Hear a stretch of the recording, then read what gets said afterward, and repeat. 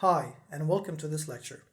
As I mentioned in the previous video, I choose the closed fingering scale because of the movable shape of the scale. The root note, the G, if you move this finger around the sixth string and you play the same shape of the fingering, you get a whole new different scale. For example, if you move it to the fourth fret to the G sharp, now you have the G sharp scale. If you move it one fret to the A, you have the A major scale, the same fingering. So you didn't learn one scale in the last lecture, you learned 12 major scales. That's right.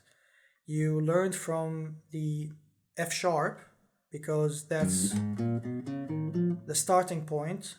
On the F, you have to refinger your fingers. It's not the same shape, it's not the same pattern. So the first one is F sharp, G, G sharp, A sharp, B, C, C sharp, D, D sharp, E, and then F. If you have a cutaway, you can easily fit your fingers here. So you learn the 12 major scales in one shape, and that's huge because sometimes in the grade exam they ask you to play major scales, and now you can, if you know the sixth string notes, you can easily find the root notes and just start from there, and you got the major scale.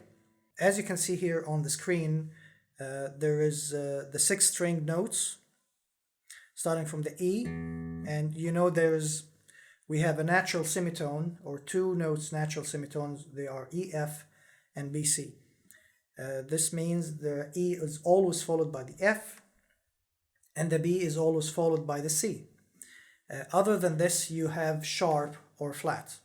So if we say the notes again on the sixth string, of course this is E, then F, you can use one finger, F sharp, G, G sharp or A flat, A sharp or B flat, D, C, C sharp or D flat, D, D sharp or E flat, and then finally E, which is the same as the open string.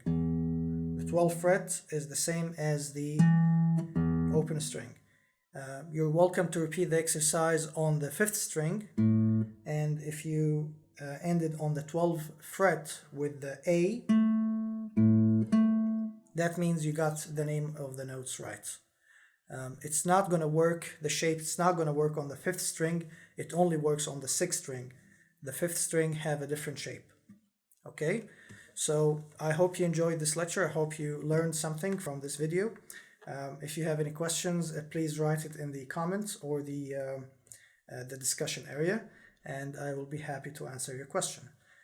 Thank you, and I will see you in the next scale.